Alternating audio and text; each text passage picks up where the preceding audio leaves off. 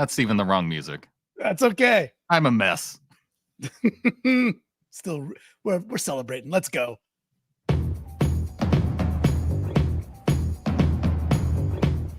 Welcome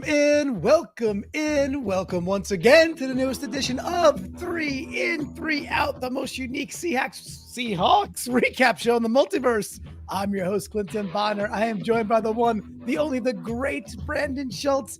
We are here on a Victory Monday live. We are, of course, fired up, Brandon. Hey, but Brandon, I don't know about you, man. There's, just beating the Browns 24-20. Hey, that team really stinks. And that really wasn't even a win, right? Because that's what people said. They weren't even good, right, Brandon? Right? It's so disappointing when your team comes back from being down in the fourth quarter. Do we even deserve to win when we come back and force a turnover in the fourth quarter? I mean, it's like it doesn't even feel like we deserve it. And the Niners, they probably deserve to win over the Bengals, even though the Bengals scored far more points. And, why should we even celebrate being in the lead in the NFC West when, our team can only score 24 measly points against the best defense in the NFL?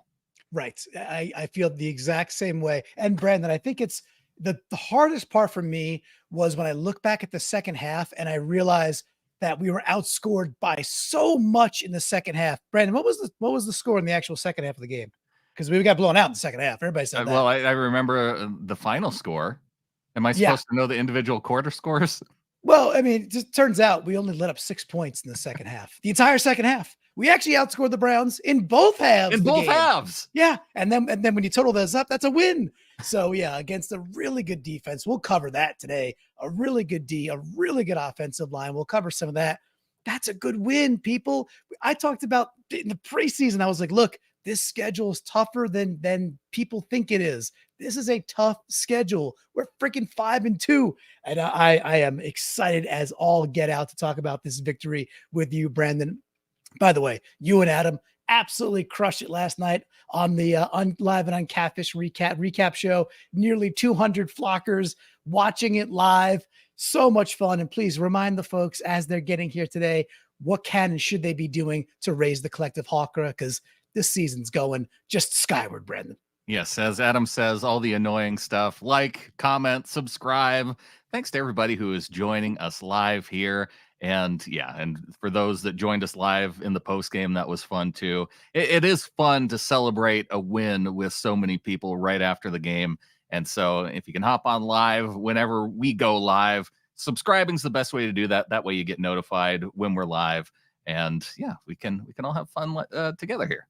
We could all have fun together, all together now. And before we get into the nooks, the crannies, the whole thing, of course, we will do from the flock. We're going to do all of that today. Brandon, there was some big news. We might want to flash that on the screen for everybody there. Some pretty big news to talk about that we don't normally jump in with the live breaking news, but we are live.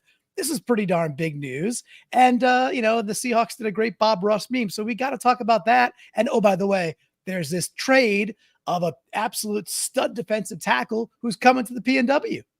Leonard Williams traded from the Giants to the Seahawks. The Seattle gives up a second rounder, and it's a second rounder in 2024, a fifth rounder in 2025. So that's forever away. It's, you can't miss what you never have. The second, it feels a little bit steep, but it is because the Giants are covering most of his salary, I believe, for this year. So that's kind of a nice deal because it doesn't impact the salary cap. They probably didn't have the space to make that kind of move anyway. And now you have a really nice rotation on the interior with Draymond Jones, with Leonard Williams. With why am I spacing on his name all of a sudden? Jaron Reed. Yes. So, and you wonder too, is there a way to involve all three of those guys at once? Possibly. Maybe they all play safety at once, and we have 6 safeties in the field. That would be something. Hey, look, here's the deal. I realize that we've made some of these splash trades before. I think like the Sheldon Richardson a deal, like that kind of move feels similar, where we're getting a dude for maybe half a year. Got to see what happens in the offseason. Look, Williams he's a baller, and I like the situation he's coming into. Doesn't have to come in and be like the GOAT on this team. He could just be a really good defensive tackle, play a role, and it gives us such a better base is what it feels like to me. So when Reed needs a blow or Draymond might be getting pushed off the ball because it's a team that's just got some body movers, or we just want to get some more pressure on the guys too. It doesn't really matter how you slice it. We had two really good dudes up the middle there, and now we've got this third piece, and it just solidifies this defense in a really, I think, really solid way. So I think a second is I think that's a good job by the Giants. I'll say that too. I think the Giants did well. They get good value. I love second round picks. Second round picks are awesome. Number one, you got dudes who fell out of the first, who are still first round values on your board. Number two, you don't got to pay them first round money. It's kind of this beautiful sweet spot that they are a coveted place. So you know what? Good for the Giants. Their year fell apart. It's a crap year. They don't know what they're doing with their quarterback. They just paid $40 million now. Good luck. But bringing Leo to the PNW, that it makes our team immediately better. We'll go into it too. It would have made us better yesterday against a team that kind of shoved us around quite a bit and proved, I think, to the entire NFL that they're no joke. That is a legitimate Browns team we just beat, Brandon. And Bennett brings up in the chat, does this make us a Super Bowl contender? I'm not sure that this move it is really needed to make the team a Super Bowl contender. They're the second place team in the NFC. So I feel like we're already a Super Bowl contender, considering the record that the Seahawks have, considering the other teams that are in the NFC. So, but it gives you flexibility in terms of now we're not waiting, is Brian Monet going to come back? Because it sounds like his injury is lingering longer. He can just take the rest of the season and get healthy. And, you don't have, and Al Woods is unfortunately got injured this past week, so he's not going to be able to come back. Big sad. So yeah, this is it's a good move, and I think it helps beef up that interior of the defensive line even more. Adds a pass rush component to it too. You're not going to get Chris Jones from the Chiefs, so I guess you go for the light version. He's incredibly solid NFL defensive tackle, and those are hard to find. They do not grow on trees, as they say. The question might be a bit amiss with, does this make us a Super Bowl contender? I think you handled that well. I would look at it and say, look at our schedule. We still got to play the Ravens, the Cowboys who are playing good ball, the Niners who are falling apart, but still the Niners twice, the Rams who have our number. McVay has our number year in, year out. The Eagles, we got to win several of these games still to make the playoffs, hopefully get the NFC West Championship. And if you run through that gauntlet in the regular season and stay healthy, well, then guess what? You are a Super Bowl contender, because this schedule, we're playing nothing but division leaders and would-be playoff teams. That's our schedule this year. So yeah, we need this dude now. So we can be assured we make the playoffs, get there, and then we can have a good run. So I love it.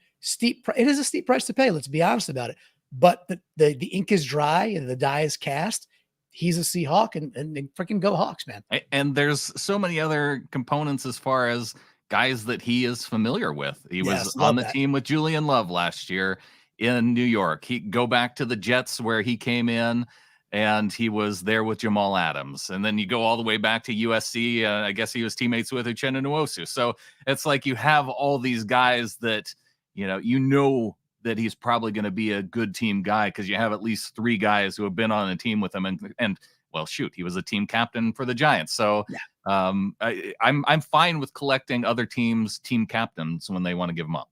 Yeah, the last one the Giants wanted to give up is Julian Love. And you know what? I am loving what I see from that dude week in, week out at this point. So let's get another Giants captain in here. It's a good move. It's a very good move. I think it's going to pay immediate dividends. I think we'll see it week one, meaning this week coming up versus the Ravens. Before we do all that, Brandon, though, we got this week to recap, because this is 3 and 3 out. And that is what we do here. But Brandon,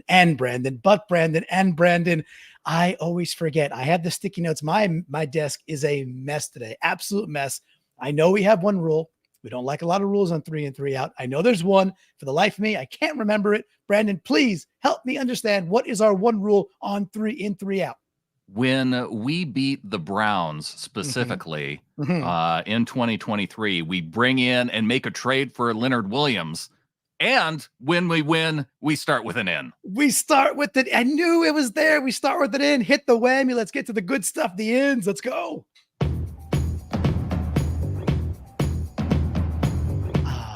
You gotta love starting with an N. You have to. It just makes the Monday better, which makes Tuesday better. The Sunday makes Monday better. It's a whole vibe here. So, all right, Brandon, let's pull this up here. We did a little extra because we gotta go throwback again. Kudos to the Seahawks media team. They put out this beautiful graphic, the Bob Ross homage today, and I'm like, well, there's no way we cannot not use that. So.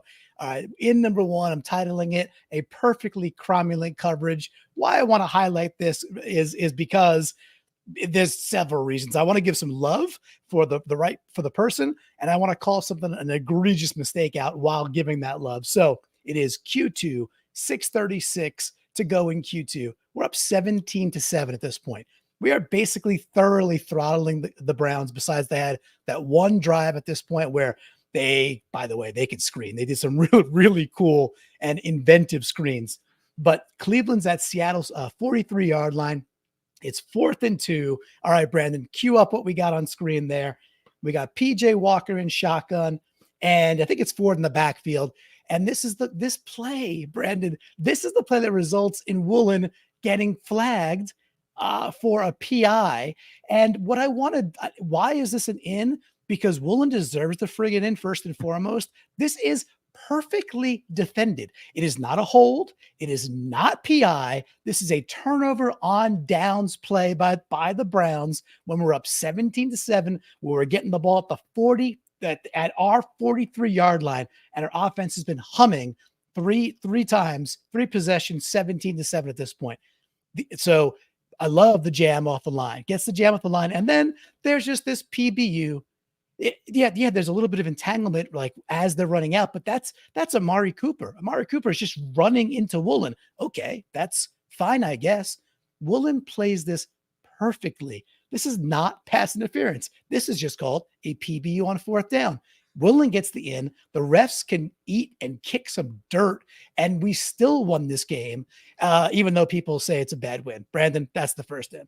Well, so this next slide is going to be showing where the actual pass interference was, right? Because you're going to give the end to the referees for a perfectly correct call. That doesn't exist because it didn't actually happen in this version of our universe. It didn't happen because there was never PI on this play because it was perfectly defended and not pass interference, turns out.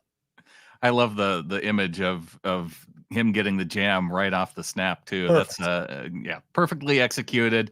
Well done, Reek Woolen with the first in. Yes, it's a beautiful one. We got to celebrate the guy, and I wanted to put it in the refs' faces. By the way, there was this one Browns fan who, I love it when the YouTube comments come in and we start, and it's a little bit of trolling and just some back and forth with other fans. Detroit had plenty. Cincy had a couple. There was this Browns fan. His name was like Matt Taggart or something like that. Whatever. Nice enough, dude. But he's throwing stuff in all week long. And one of his comments on the PNW Prop Stars, he commented on What If. Then he came back and commented on PNW a couple of days later. And he was like, you guys are going to be crying at the end of the game and just blaming the refs for a loss to the Browns. And with about 2 minutes to go in this game, Brandon, I was like, this guy was right. Because it's going to be very difficult to avoid this because it was lopsided, very, very lopsided. But Taggart, take that, Taggart. We got the best of you, and hey, good game, but there could only be one winner, and that was us. Thanks to Kale Lively for coming in with the 199 super chat. Clinton, this in deserves a little extra. I love it. Thank you, Kale. I very much appreciate that. All right, we got some outs to get to as well. If you're new to 3 and 3 out, we do 3 on the good side, 3 on the not so good side, the sober yin, the raging yang, and we like to discover the micro moments, the plays within the plays that are not going to be talked about for the most part in the national media or on regular Seahawks podcast. It's a little bit special for nuts like us. All right, Brandon, whammy. Let's get to the out, please. Out number 1. It is quarter 1. Yes, we're calling this the inside job. Out number 1, quarter 1, 1:42 to go. It's 14-7 Seahawks. It is Seattle is at Cleveland's 12-yard line, and it's a 2nd and 10. We're in 11 personnel. I think I've got that on the slide if you want to bring that up. So we're in 11 personnel. They gave us this cool little angle here. You got Charbonnet in the backfield. And this was indicative of when people were saying all throughout the game, they're like, well, we really should have run the ball more. And I think our average between Charbonnet and K9, what they average, like 8 yards a carry? It was upwards of 9 yards per carry. Yeah. So it wasn't that we couldn't run. The challenge, and yes, there was certainly a little bit skewed because Walker had a 45-something yard run and Charbonnet ended up having like a 21-yard run, right? So okay, I think the Browns defense was playing to stop the run and kind of challenging us to pass. So it was more that the Seahawks liked the look that they were getting by the defense to try and throw one-on-one to DK multiple times. DK 14 times, right? And but and sometimes with a reason, and Gino had some challenges getting the ball to DK. That's okay. This, I think what it came down to was we really had a hard time. When we got into 2nd and 10s, we tried to run the ball a couple times on 2nd and 10. It just didn't work. Like 2nd and 10 was not our friend. There's this play here. There's the one later where we're driving where Charbonnet's going bananas and then Disley gets the false start and that backs us up. And then we kind of fall apart on that drive too. So when we got to 2nd and 10s, actually, I'm not even sure we did run the ball on that one. If I remember recollecting, that's okay. But when we got to 2nd and 10s and tried to run, we kind of had a bad time. So calling out, now I love Evan Brown. He's having a great year, but Evan Brown is engaging with D-Lou here. And I think it's a dude named Jordan Elliott, number 96. And if you go to the next slide there, Brandon, the very next slide, it's like, well, what the heck happened? So that's Charbonnet trying to get through there. And now D-Lou is off. So, he's off getting the second layer and there's a crease there, but Brown gets eaten up. And this wasn't just a Brown thing. This happened over and over again, where just the interior of our line that's been quite good throughout the year, the Browns, and this is the thing it's an out for Brown, but the Browns interior on both sides of the ball, they're legit, man. There's a reason they were 4-2 coming into the game without a quarterback, period. They're going to win, I think, nowhere short of 9 games, maybe 10 games without having like a legitimate quarterback. And PJ Walker played pretty well. Brown will take the out, but I wanted to put it out there as the thing about we really had a hard time running up the middle. When we got into 2nd and longs and we tried to run, it was wholly unsuccessful, which I think made us more one-dimensional than people wanted us to be. And I wanted to get that story out there too. So what do you think, dude?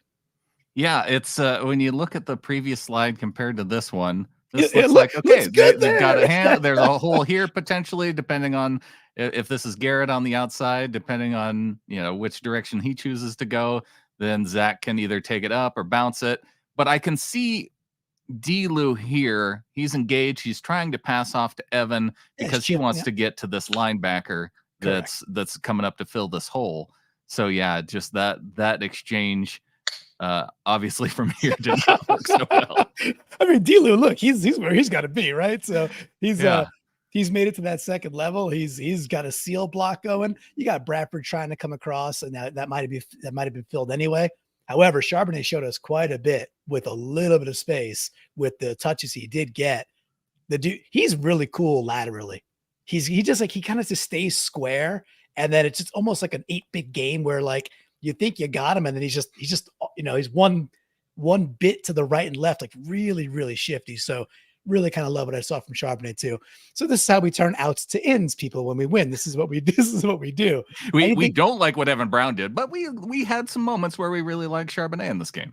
Yeah, we did. Anything else you saw from the O-line or some of the lack thereof that got you down? Yeah, I was just taking a quick look at the running grades for the offensive linemen, and it was Stone Forsythe and Anthony Mm, Bradford that had a day. Maybe I shouldn't be giving that away just yet, but that's okay. there's also, Evan Brown was kind of toward the middle. Yeah, D. Charles Cross, Evan Brown were the three that struggled the most in the run game, and actually, yeah, D. and Cross finished even lower with their run blocking grades. So yeah, tough day overall going to the left side, it looks like. Yeah, it was, and I think the Browns were successful in really trying to make us a one-dimensional team, and that's different for us because I think they're good. I think they're good, and that's hey man, the more and more they win, our strength of schedule and who we won against, winning against the Lions, winning against the Browns, just makes any tiebreakers, potential tiebreakers we got out there that much stronger. So I'm Yeah, there we for it. should call the Browns good because I like beating good teams, and that's fine. That's better. Yes, yes, they are good. All right, let's whammy. We got a couple more outs, couple more ins. We got an in coming up. Oh, this might be the fave. This might be the fave. Okay, so there's really no need for a huge painting of the canvas. No pun intended. If you're watching on YouTube here, we don't need to dial up the timestamp exactly because this skip it trying to theme it with the 80s and 90s. You remember that skip it game, the thing that you put around your ankle and revolve it around and it would count the Is that a skips. 90s thing? I feel it was like late 80s, 90s. I don't know. I have no idea. You don't know skip it. Okay, yeah. Well, No, I skip mean, it. I remember the thing. Oh yeah, I don't 90s. remember where it came from. I'd say early 90s. Yeah, it was a toy for those that were young. You put it around your ankle. It's like And the yeah, hula hoop. it It's was a just been hula hoop. around. Correct. And it goes around. And what goes around here, Brandon, is this is JSN's touchdown. So we don't need to say what timestamp it is. Let's go to the next frame, please. What I want to show here, when we say JSN's touchdown, we mean the game winner with only 44 seconds left. You see it on screen, though. You got Gino in shotgun. And you got obviously JSN just kind of chilling in the slot. And we got DK out wide left who ends up with the block. What I wanted to break down here, when I heard Adam talking about it yesterday, saying, JSN being like, JSN doesn't look especially fast. And, maybe he's not always open. These are all true things. He's not especially fast, probably a 4.5-ish guy, high 4.5s. I think he's high. I think he's faster than that. Okay, maybe four. What we're talking 4.4s? We're talking, I would 4.5-1. generally the Seahawks don't draft dudes who aren't 4.4. So I would be I surprised don't. if he was any slower than a 4.4. I don't think he was a 4.4 guy. Oh, well, However, I don't think he ran because I think he was dealing with an injury. little tissues. Okay, yeah, that's Yeah. true. He did the hamstring all year with them. That is correct. And remember, Jake Bobo ran an absolute slop when he recorded his 4.49. It was raining cats and dogs that day. What I do like about JSN, there's tons out there. Him preparing to juke dudes, even when the ball's in the air, it is a skill. So please advance this. I got a couple things here to showcase. A little 1, 2, 3. The beautiful part about this little skip it is he catches this little wide receiver screen. But if you have a chance to go back and watch it, if you have access to it, it's almost like a basketball player who's catching it in motion with his left and like immediately going into like a killer crossover type thing, like understanding to kind of catch it, slow the roll, and then upon the landing, just absolutely stick it and get up field or make the crossover. If you look at the couple of images there with the DB, by the time he sticks that leg and then he's gone, that 0 to 60, that is elite, not just athleticism, but elite know-how to move the body forward as quickly as possible. And you can see immediately how out of position the DB is. The DB is basically like leaning backwards, like, oh no, he's done. He's done already. So subtle thing from JSN. And all of a sudden, Brandon, we have a screen game. This is 2 weeks. This is 2 weeks in a row where we are executing multiple screens in games successfully. And what does it unlock for us? Well, and we had JSN earlier on in the game. I want to say it was like a 2nd and 15 where he caught a screen and tore it upfield and got a first down. So yeah, if he's able to execute screens that way, That's exciting. And I think you pointed out here too, just especially if you look in that third frame, the defender, it looks like he's trying to slow down. So just in case Jackson tries to break it up inside, because he has kind of the space to either take it around the edge or to try and come upfield inside. And yeah, by the time he makes when he has his right foot planted here in front of his left, there's no chance that he's catching JSN around the outside. It's over. It's over before it starts for that defensive back. And that is what JSN, that's what he can do. That it's just a little bit of space, incredible know-how, incredible body control. And now 2 weeks in a row, we see our rookie drafted, I think 20th overall, with a big touchdown in each game. In this one, getting the game winner. Oh, Brendan, who threw this pass? Who was it that threw the pass? It wasn't DJ Dallas, so it must have been Gino Smith. Oh, Gino Smith. Gino Smith led the comeback and got the got it. Because that was another thing that I kept hearing. It was confusing to you that Gino Smith had he had some bad moments, but he had an okay game. He got a fourth quarter comeback stat. Yeah, when Vegas says that they expect you to throw about 220 yards and you throw for about 255 and 2 touchdowns. You against a very, very good defense, Yeah, you had a good day and we had a good time with it. So that is in number 2. All right, Brandon, you know what to do. It starts with the whammy, please. And thank you, Brandon. And thank you. All right. This is the out number 2 where we're going. Okay. Q2, 5:48 to go, 17-7. We are up. The Browns are at Seattle's 33. It's now 2nd down and 6. I think there's a reason we made this trade today. To be honest, I think there's a reason we made this trade. I think what it boils down to is that John and Pete, I'm sure the trade was working for a while now. Probably doesn't happen just in, 10 hours after a game. But I saw this team kind of get body shopped right up the gut quite a bit. Could have been Cam Young sometimes. In this play, we're going to be talking about Derek Hall. So you could go forward. You got PJ under center. You got a fullback and a running back. It's Pierre Strong. I like the way the Browns executed a pretty good game plan. It wasn't complicated. It was nuanced and they block well. Their tight end screens, the use of a fullback, man, by the way, if you want to get ahead of a wager, if that's your sort of thing, the Browns play the Cardinals next week, and the Cardinals might start Clayton Tune. Just putting that into the ether. That's not a bad. It's either that or a really injured Kyler Murray, right? So take your pick, and take the Browns. So this play here, we've got 2 tight ends. The tight end actually, the outside tight end actually ends up pulling inside Njoku, but I will kind of want to go to the next frame. And you can see what's happening with Derek Hall. So Njoku just gets extremely good position on him. And to Hall's credit, he sees where the run's going. So he's trying to get down the line, but the blue lines are kind of a cool indicator. You can see where he starts and then go top right and see that he's 3 yards off the ball trying to fight Njoku. And then in the final frame, he's still engaged with Njoku, and Pierre Strong is about to go for another first down. We got bodied in this game, and we miss Nwosu. I realize that Williams is not an end, he's not an edge, but it does help the interior, it does help the run game. I'm a little afraid of what I saw yesterday. The only question I have is how many teams can do what the Browns actually do and do well. I think you and Adam got into it a bit last night. What do you think?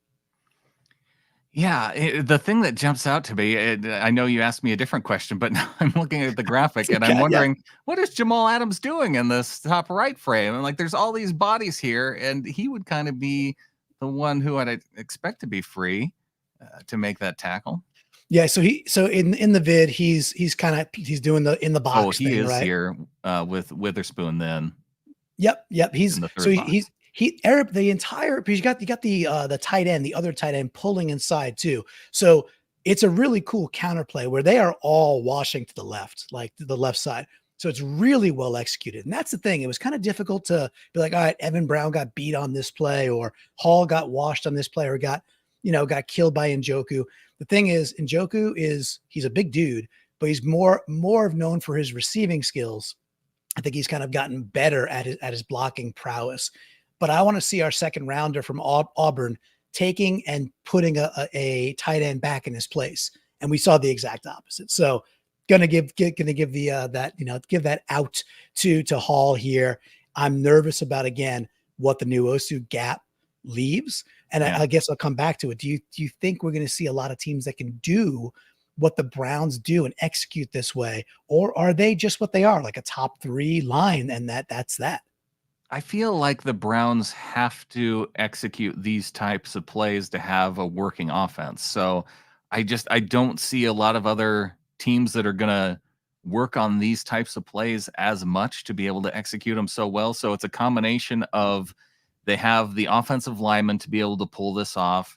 They have a quarterback who really isn't dynamic, who kind of needs these types of plays to at least even be 50% accurate on the day. And the Seahawks defense, I think they were prepared for it, but I don't know if they, if it's the guys up the middle that help out, or if it just they got out executed when it came to this day. I'm not that worried that there's going to be another team that comes along, other than a team that could do it really well is the Niners. And whether it's Purdy, if they stop him dropping back and throwing interceptions farther downfield, maybe they tighten that up and try and throw a little bit shorter. I could see a team like the Niners, a team like the Eagles try and run their offense this way. Yeah, I think you're right that it's an NFC. The Browns almost have like an old school NFC feel to them. They don't really hang in the AFC, which is where all the quarterbacks are, and everybody goes gaga over those offenses. And the Browns are definitely more black and blue, more bruiser, more NFC, kind of more old school. Again, I'm kind of just fanboying over what I saw yesterday. I do like their team. I think they got a lot of really cool stuff going. So, okay, Hall's going to get the out. Let's get back to our last in, because it's a fun one. Final in, possibly the biggest play of the game. And as you can see on screen, if you're watching on YouTube, it rhymes with heyday. So in quarter 3, 17-7, Cleveland is at our 9-yard line. 9-yard line, 17-7. Okay. 3rd and 4. What's that? Quarter 3? Yeah. I don't think there was a 17-7 score. Oh, I'm sorry. 17. My bad. 17-17 all. My bad. Okay. Bad. Thank you. Thank you for correcting. 17-17. My fault. Cleveland's at Seattle's 9-yard line, 3rd and 4 to the 3-minute mark. And you got PJ. He's working from shotgun again. I think it's Ford in the backfield. You got this tight end bunch to the left, and you can go to the image here. So tight end bunch to the left. So you get this isolation up top. And then I think this is what the Browns want, right? You got isolation to the right-hand side. You got your number 1 receiver. You got Amari Cooper. And in this case, you got number 22, who is our shorter DB by a lot.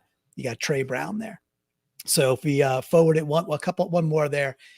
Now, what I liked here is Trey Brown. I think he probably saw what Woolen did earlier, and Trey Brown gives a kind of a little fake. He fakes that he's going to punch him, doesn't quite punch him, just drifts back with Cooper, then engages, basically does exactly what Rick Woolen did, but doesn't get flagged for it. Bats the ball down. We get a couple of amazing angles at it. Trey Brown again comes up in the clutch with a really big play. This is against their number 1. If they convert here and get a touchdown, very, very different game. They only get a field goal. Remember, the Browns, who everybody said dominated us in the second half, they scored 6 points in the second half. That's it. 2 field goals, 6 points. So if we're going to be like, oh, we were dominated, no. Like, we let up 2 field goals, and this one is after the interception, the awesome interception, the tip by the defensive lineman who drifts back. Awesome play, great disguise, really nicely done. 6 points on a couple of short fields. Like, I'll take that all day. But reasons it wasn't 7 is because of plays like this. So number 22, Trey, getting my final in. Brandon, how do you feel about Trey getting another in? Hey, Boomer Sooner, Trey Brown, getting the final in. And I like it because, I mean, you said it perfectly. It's a play that took 4 points off the board for the Browns. They had to kick a field goal. I guess they could have gone for it on 4th down. But if you're the Browns and your defense is playing well, You take the lead with your field goal kicker. You lean on your defense to get the job done. And it nearly would have worked if not for, bouncing the ball off of Jamal Adams' helmet. So it worked out because, it limits them to just a field goal, and it gives the offense an opportunity to score 7 points and get that game winner. It was, and Trey he's having a very, very solid year where Woolen, I think, had his best game of the year. And obviously Witherspoon, who was a bit, Witherspoon was a bit more subdued. He just wasn't as involved, and that's probably game planning. Then you get the next guy to step up, right? You get the plays from Trey Brown. So loving what this defensive back room has become. And we got some great comments here. Scrolling through on YouTube as well. So, all right, that's our final in. The only wonky part about starting with an in is we got to end with an out, but we created a rule to get around that. Anyway, we'll talk about that in a second. Let's hit the whammy one more time for our last out. Final out. We don't need to dilly-dally here. I'm just going to put the Hall of Notes up there and say, I can't go for that. No can do. Nobody knows Hall of Notes anymore. No, everybody knows Hall of Notes all the time, always, forever. that's a very infactual statement. All right, so here's the deal, Brandon. Last week, I defended Gino when he made the interception on the goal line, essentially, right? And I said, look, we got to ride or die with our QB.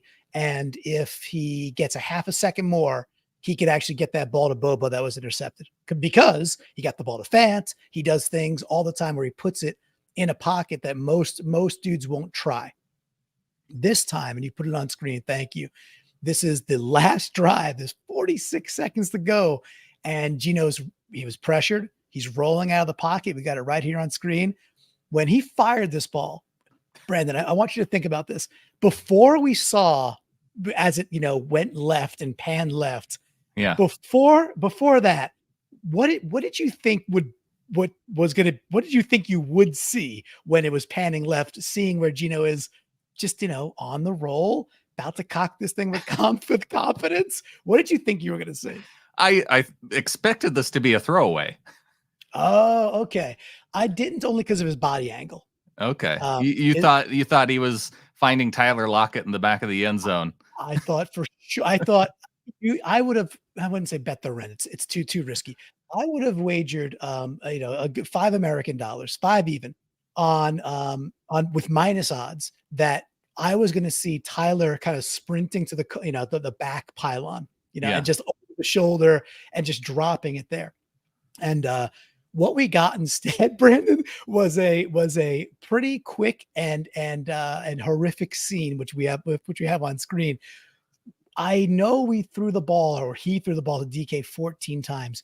What's he doing here? How is he making this decision? What's going on, Brandon?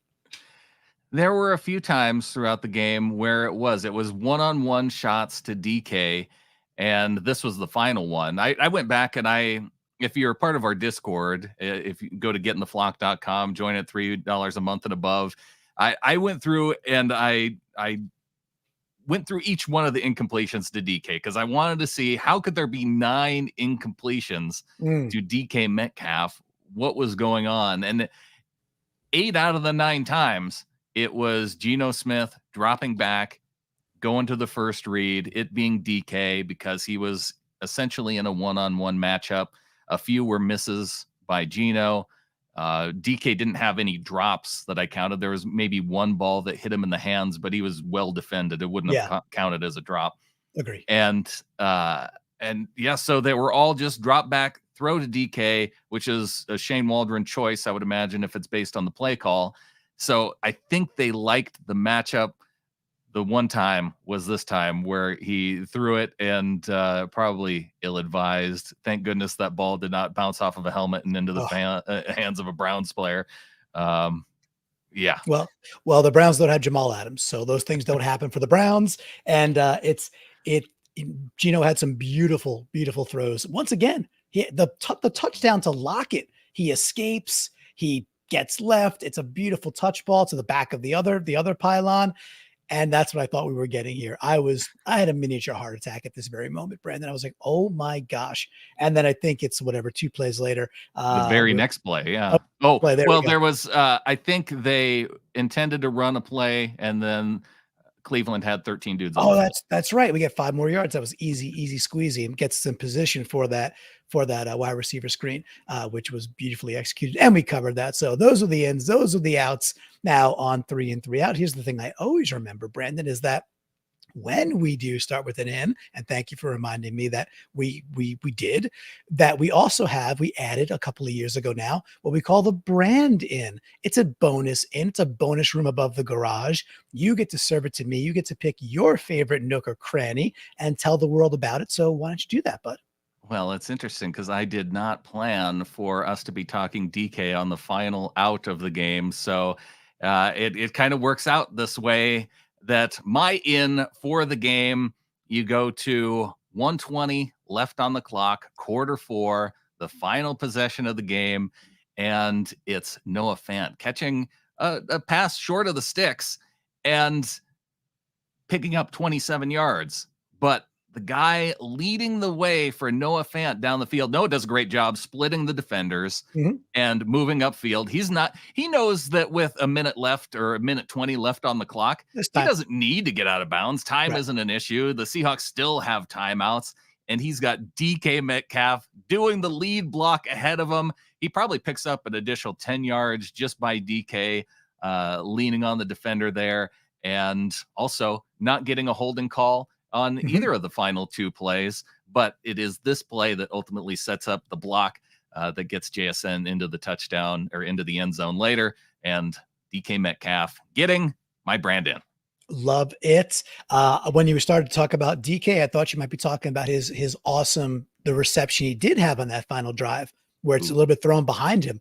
Great hands. He has to snatch it back that way. Huge play in that drive as well. However, you went to the Noah Fant play, which makes me extra happy, Brandon, because I had a Noah Fant prop on PNW Prop Stars for Noah Fant to go over 25 yards receiving to pay me plus 140. So I hit that. I rang that. That did it, and I went 3 for 3 on my regular bets this week, and I am the PNW Prop Star champion this week for the first time, and that was one of my hits. So very happy about that. So great job.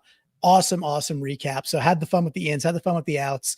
I'll just say again that I thought finding outs where we misperformed, because that's usually a kind of like, ooh, we really messed up there. I don't think there were that many. I think the Browns performed really well at the things they do very well. And it's not like we're not ready for it. It's like 2013 Seahawks defense. They're just better. They're good at those things.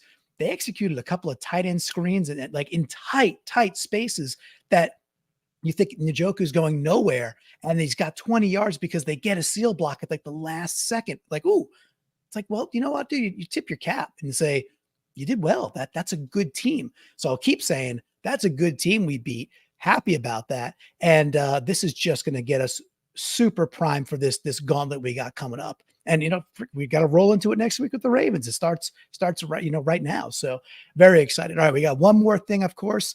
Not only do we get the start with it in, not only do we get the brand in, we get the most valuable cranny. Please pull it back up on the screen. There it is. We're going to congratulate number 22, Boomer Sooner, Trey Brown. Brandon, we're going to print this, of course, on a 3D printer. The placard, again, it's kind of long. We might need like a different level. However, it's going to read, for doing exactly what Reek Woolen did, but not getting flagged for it, holding Cleveland to only 3 points. Congrats to Trey Brown.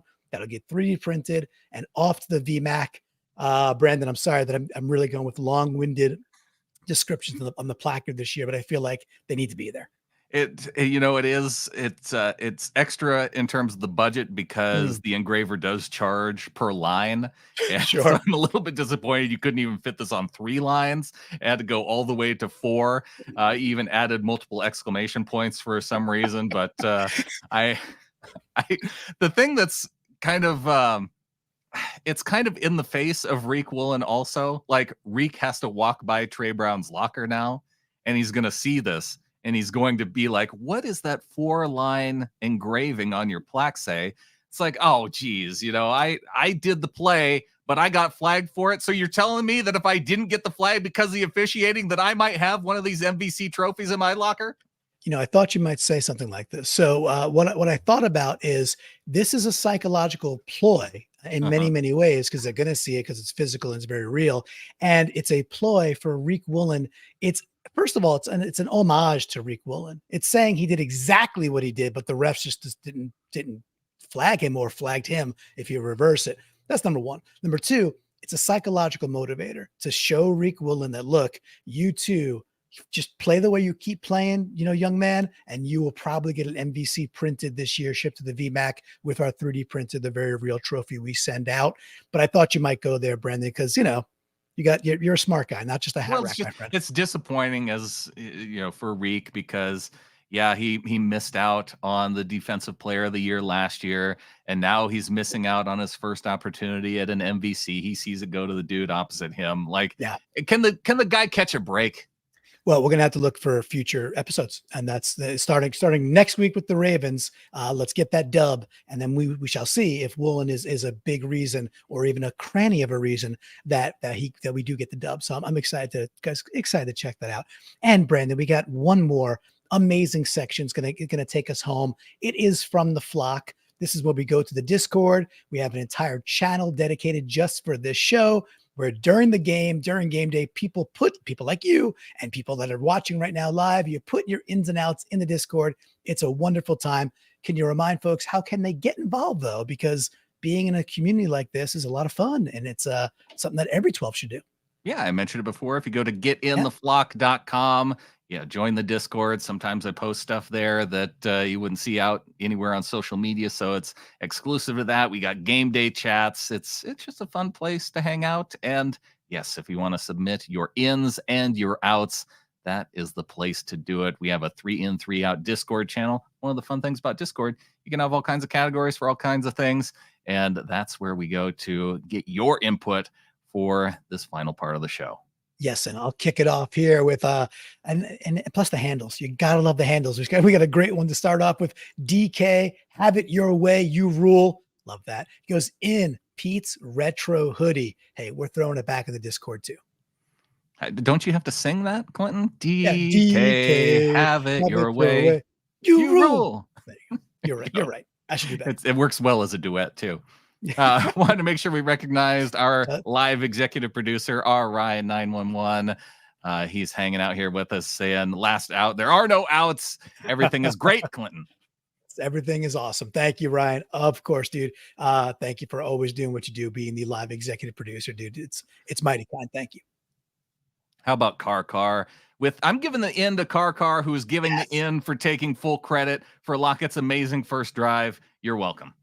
Yeah, Car was there live, and it was great because she was at the game live, but still participating in the Discord while being there live, watching her favorite player just go off, and that's Tyler Lockett. So awesome. I know. I was watching for all of the Car OMFGs in the chat, because then I knew something good was about to show up on screen. They were a hair before, 10 seconds for me, just 5 or 10 seconds early. And I forget what play it was, but it was a touchdown we got. And I could just see Car is typing. And I was like, it's something. It's something. And there was a touchdown. That was awesome. And we did get a touchdown. We got so I guess Northwest NW Gambit in the Hawks successfully pulling off a jet sweep. And he says, more Bobo.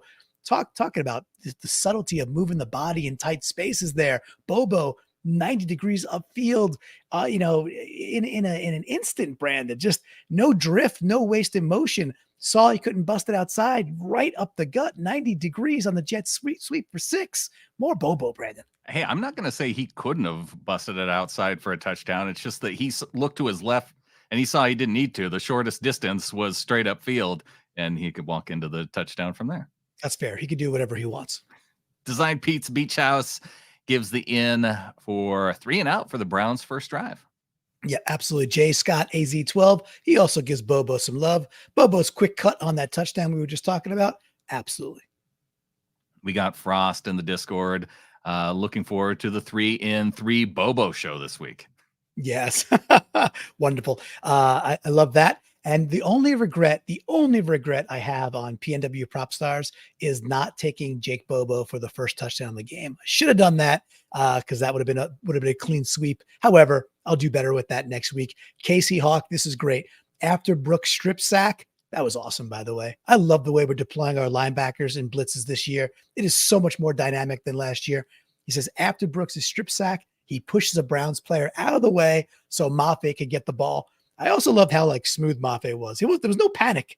There was no like, I need to jump on this. He was just like, there it is. I know how to do this. I'm a professional. Just beautiful, easy scoop and Mafe's ball. But that's a great call up by Casey Hawk.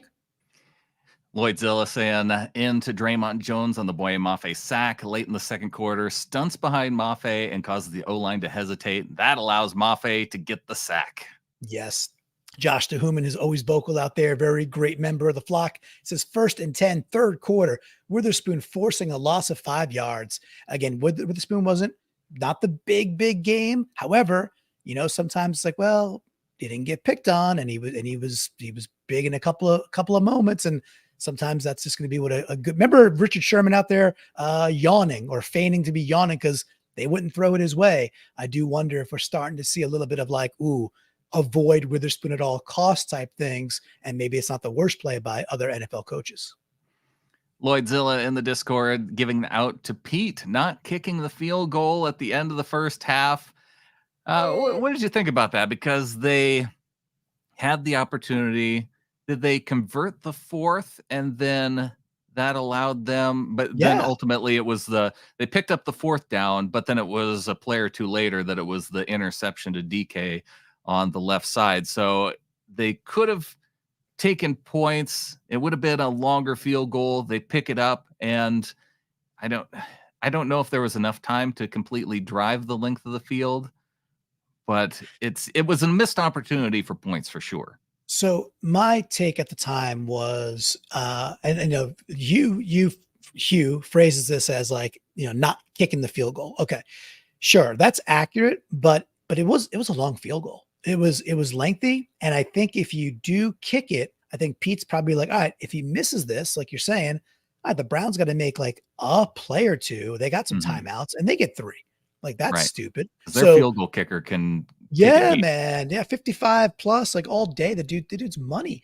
That's absolutely correct. So at the time I loved it. I thought it was the right play and we executed it very, very well. We don't get the net result, but you can't judge that with the interception going DK's way. It just is what it is.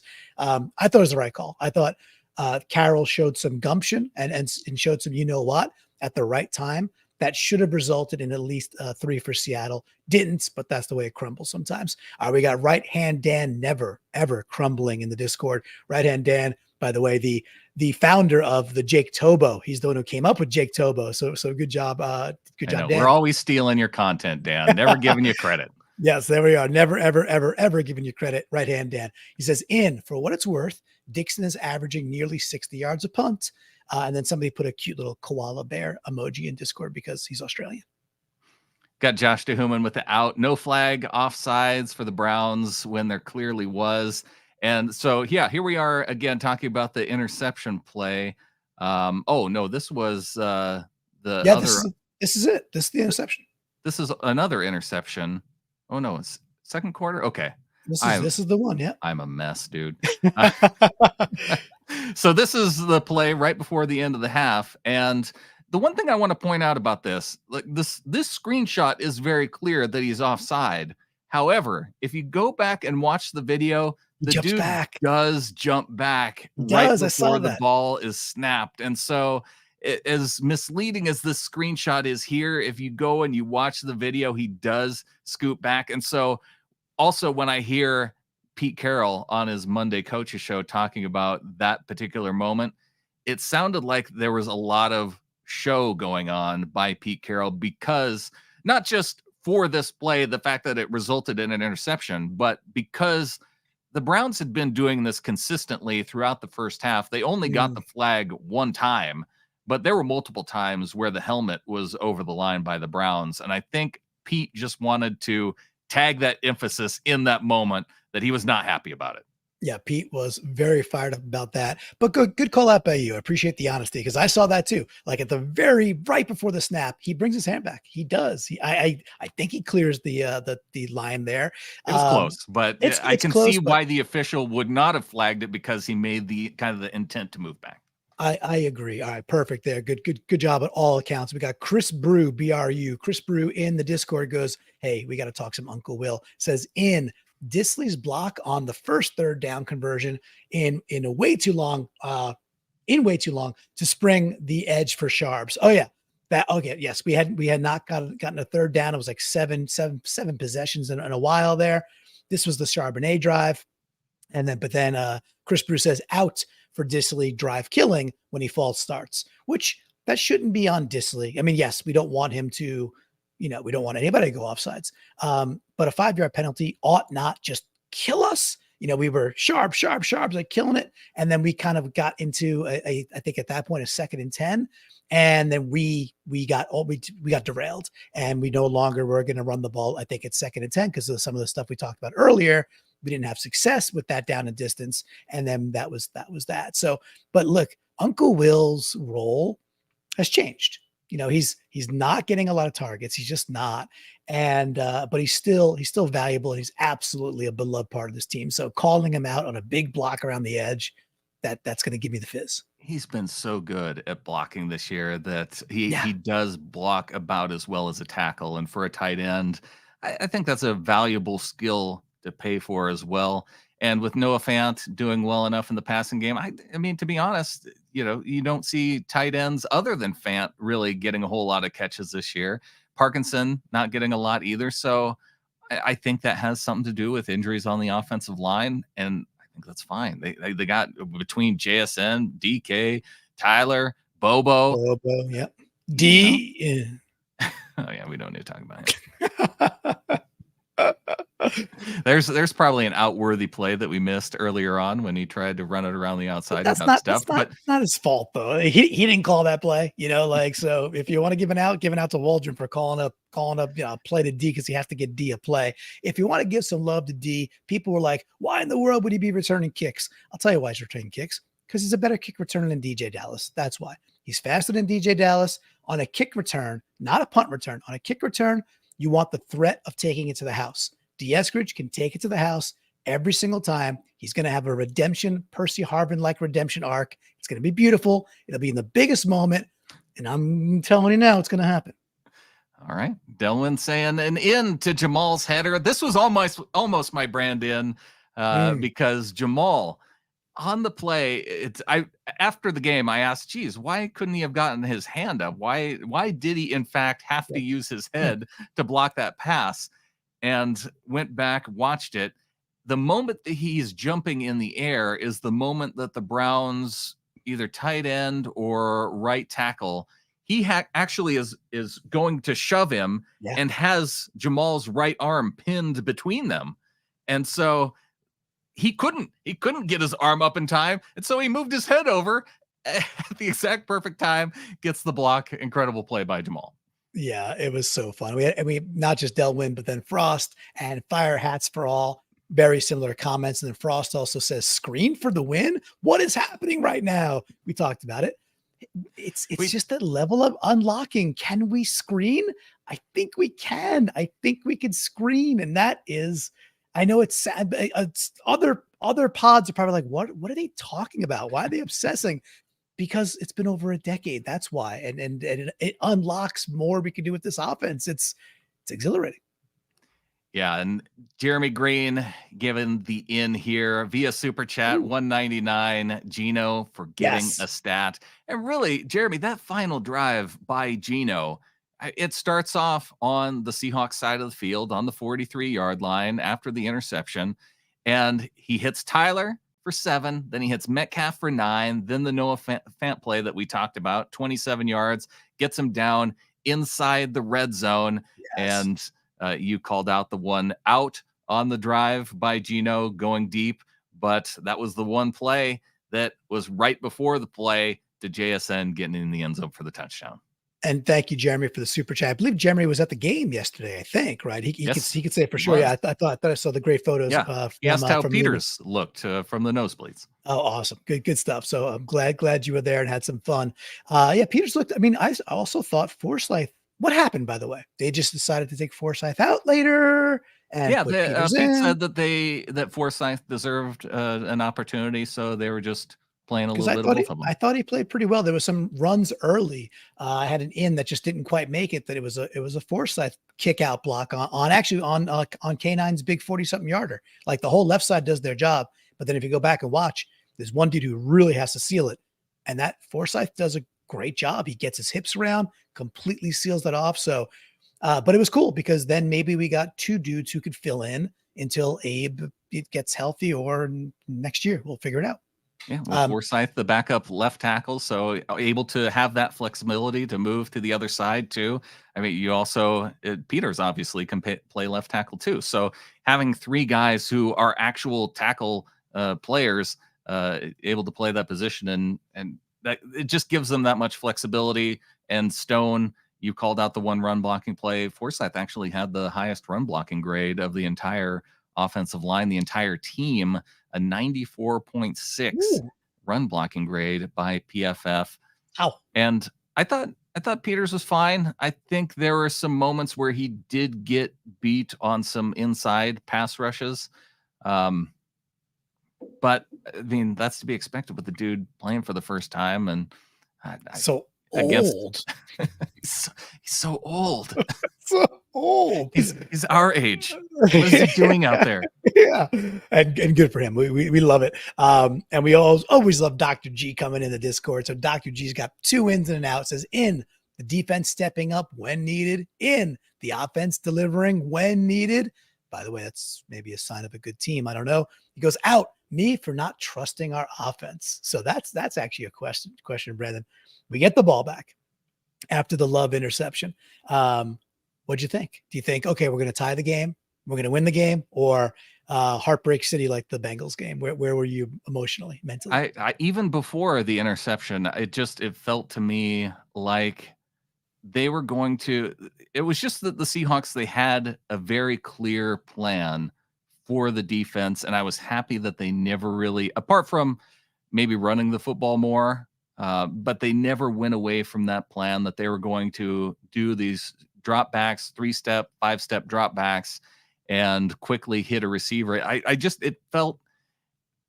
It made me feel confident that they were going to find a way to get it done in the end. So I wasn't that concerned. Strangely, it was kind of Adam thought it was the same feeling as the Bengals. I was the exact opposite. I felt like against the Bengals, it was inevitable that we weren't going to win that game. And this one, I had a feeling that they were going to find a way to get it done in the end. I love it. Yeah. For me, the 3rd and 3 where we get the interception, I was like, oh, they're just going to run the ball, and we're not going to be able to stop them. Like they will run the ball, and then Pierre Strong, whomever, Ford or Hunt will fall forward for 3.5, and we're going to be crying in our throwbacks. But it didn't go that way. I never had that thought, but I wanted to shout out Chris Johnson, who watching along on Facebook, say "Go Hawks." If you guys don't know, Chris is the musician behind the 12 Train. Awesome. The introductory music to the Seahawkers podcast that comes from Chris. So thanks to Chris. I got to give a quick little shout out and story there. So, I've been doing this with y'all for a number of years now. And I had showed my brother's name is Scott. And I showed him the podcast before I was even involved with you guys. It's like, oh man, you got to hear these guys. And he's a Patriots fan. I'm like, just whatever, listen to an episode. So he did. And within like whatever, a minute or two of me sending him a link, he texts me back and goes, that's a dope intro song. So like right away, he's like, that's an awesome intro song. I was like, yeah, I know. And that just set the tone. So dude, thank you. It is awesome. And I love that it continues to, when you hear it, you get fired up. And I think that's what Chris was going for. So thanks, dude. Absolutely. Awesome. So yeah, thanks, Chris. All right. Cool. Anybody else we need to recognize from the Discord? We do. We got a few more. We got to power through. We got because they put it in. We got to read them, right? We got Flocktimus Prime says in the throwback comeback, and says in the silver helmet save the day. A little silver bullet to get rid of the brown werewolves. By the way, Pam Oliver, I saw the little shawl you had on. I saw that it was like an autumnal orange brown. And I called you out and said, bad choice, not on throwback day. You don't do that on our field. And I hope that shawl got ruined on the flight home. That's what I hope. I hope it got ruined.